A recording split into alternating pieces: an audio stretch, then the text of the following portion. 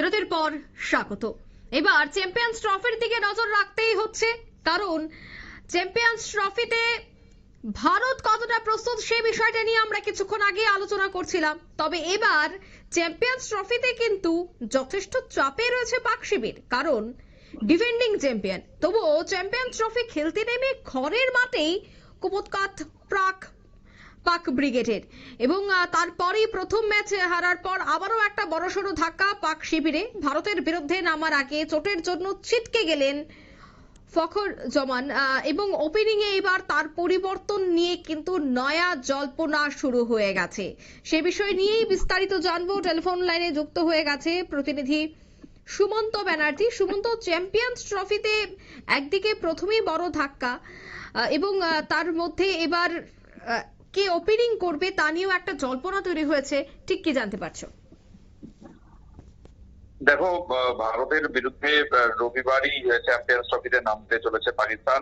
তার আগেই এই ধাক্কা, গতকাল প্রাথমিক একটা ধাক্কা ছিল যে প্রথম ম্যাচ, এই চ্যাম্পিয়ন্স ট্রফির প্রথম ম্যাচে মুখোমুখি হয়েছিল পাকিস্তান এবং নিউজিল্যান্ডের বিরুদ্ধে। সেখানে কিন্তু 7 রানে হেরে যায় পাকিস্তান। তারপরেই বড় ধাক্কা খেলো ভারতের বিরুদ্ধে মাঠে নামার আগেই। ওপেনার ফখর-উজ-জামান চোটের কারণে ছিটকে গেছেন, এবং বৃহস্পতিবার একাধিক পাকিস্তানি এবং ভারতীয় সংবাদ মাধ্যমের দাবি যে দলের সঙ্গে ম্যাচ খেলতে দুবাই যাননি তিনি, ফলে রবিবার খেলার সম্ভাবনাও নেই।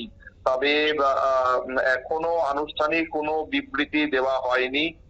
নিউজিল্যান্ডের বিরুদ্ধে ম্যাচে ফিল্ডিং করার সময় ইনিংসের দ্বিতীয় বলেই চোট পান জামান, এবং একটি দৌড়ে 4 বাঁচাতে গিয়ে বাউন্ডারির আগে গোড়ালিতে তার চোট লাগে। সঙ্গে সঙ্গে মাঠে ঘরে যে বিজ্ঞাপন বা যে বোর্ড হোর্ডিং গুলো থাকে, তো সেখানে বিজ্ঞাপনে বোর্ডে হেলান দিয়ে বসে পড়েন তিনি। সেখানেই তার প্রাথমিক চিকিৎসা তার হয়, এবং নবম ওভারে আবার তিনি ফিল্ডিং করতে নেমেছিলেন, সেখানে তিনি ক্যাচও করেন। তবে সেই সময় কিন্তু তখন বেশ অস্বস্তি দেখাচ্ছিল তাকে। এরপরে আবার তিনি মাঠ ছেড়ে চলে যান, এবং তারপরে দেখা যায় যে যখন পাকিস্তান ব্যাট করতে নামে তখন কিন্তু ওপেন করতে পারেননি তিনি। 4 নম্বরে ব্যাট করতে নেমেছিলেন, এবং সেখানে 4-4-এর সাহায্যে 41 বলে 24 রান করেন। বোঝাই যাচ্ছে যে তিনি যে চাপের মধ্যে ছিলেন, যে অস্বস্তিতে ছিলেন, সেটাকে তিনি কাটিয়ে উঠতে পারেননি। ফলে সেই চোট নিয়ে তিনি খেলতে নামেন এবং শেষমেশ দলকে জেতানোর চেষ্টা করেছিলেন, কিন্তু আনফরচুনেটলি সেটা তিনি করতে পারলেন না। এবং পাকিস্তানের যে ওপেনার সাইম আইয়ুব আগেই দিকে ছিটকে গেছিলেন, এবার ছিটকে গেলেন এই জামানও।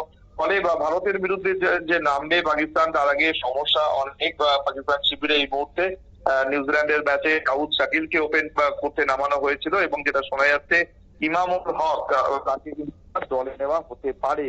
দেখো, 2017 সালে যেটা তুমি বলছেন চ্যাম্পিয়ন্স ট্রফির যে ফাইনাল, সেই ফাইনালে এই ফখর-উজ-জামানই একার হাতে হারিয়ে দিয়েছিলেন ভারতকে। সেবার তার 170 রানের সৌজন্যে বড় স্কোর করেছিল পাকিস্তান, ভারত তুলতে পারেনি।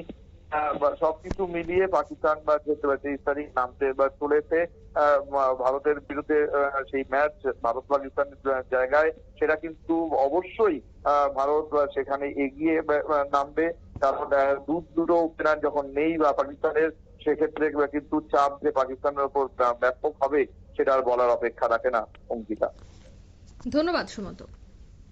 অর্থাৎ ওপেনিং এ এবার তার পরিবর্তনে কাকে নিয়ে আসা হবে পাকিস্তানীয় দলে, বা পাকিস্তানের যে ক্রিকেট দল রয়েছে সে দলেও কিন্তু এবার চিন্তা বাড়তে শুরু করেছে, কারণ দুবাইয়ের উদ্দেশ্যে রওনা দেয়নি পাকিস্তানের এই ওপেনার। তবে সেক্ষেত্রে কাকে রাখা হতে পারে বা কে হবেন ওপেনার, সে বিষয়টা নিয়েও কিন্তু একটা অস্বস্তিতে যেভাবে রয়েছে পাকিস্তান, অন্যদিকে রয়েছে ভারত, কারণ এবং অন্যান্য দলগুলি, কারণ এই চ্যাম্পিয়ন্স ট্রফি প্রত্যেকটা দলের জন্য খুবই গুরুত্বপূর্ণ। তবে কে খেলছে এই দলের হয়ে এবং কাকে দেখা যাবে, কাকে বিপক্ষ হিসেবে চ্যালেঞ্জিং মনে হতে পারে, সবটা বিষয় কিন্তু একেবারে খুবই গুরুত্বপূর্ণ বিষয় এই ম্যাচকে কেন্দ্র করে। তবে এবার যেহেতু ওপেনার বদলাচ্ছে পাকিস্তানের, তাই সেক্ষেত্রে কাকে দেখা যেতে পারে খেলার মাঠে সেটাই দেখার। নিয়ে নিচ্ছে এই মুহূর্তে ছোট্ট একটি বিজ্ঞাপন বিরতি।